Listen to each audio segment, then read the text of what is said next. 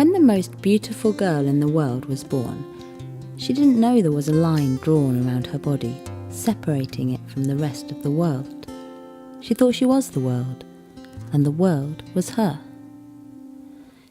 When she held a toy, pointed at a cat, first saw stars, this was all part of the being that she was, ever moving, ever changing like water.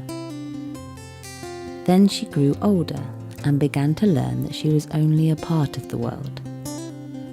But through her body she could still make the world hers as she ran and jumped and climbed, and through her body she felt the pain and the ecstasy of the world. My wild child. She grew older again, and there was another separation, that of herself from her body. It was no longer hers. It belonged to everyone, and everywhere she looked, she saw how imperfect they thought it was, and she was ashamed. "You have to look like this," smiled the shining women in their photographs with their bright teeth and fragrant hair, their bodies thin but curved, tanned but not too dark, their latex smooth skin.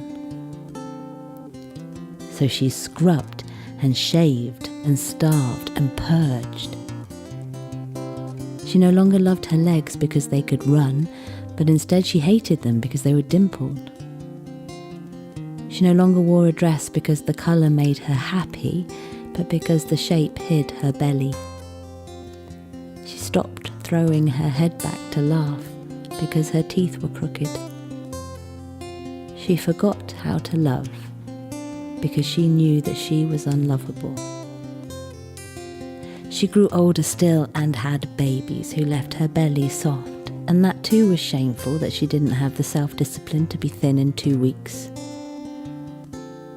Lines began to appear on her face, which also was her fault because aging is something that only the lazy suffer from, and she became not only unlovable but invisible.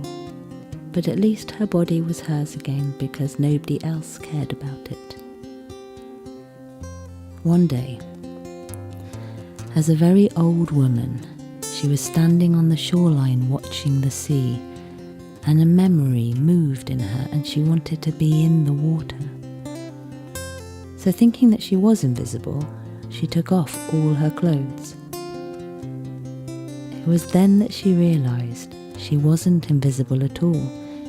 People had been watching her all the time, ensuring that she stayed in her place. But now that she was naked, the people on the beach reacted in horror. To show a lifetime of living etched on a body is a terrible crime.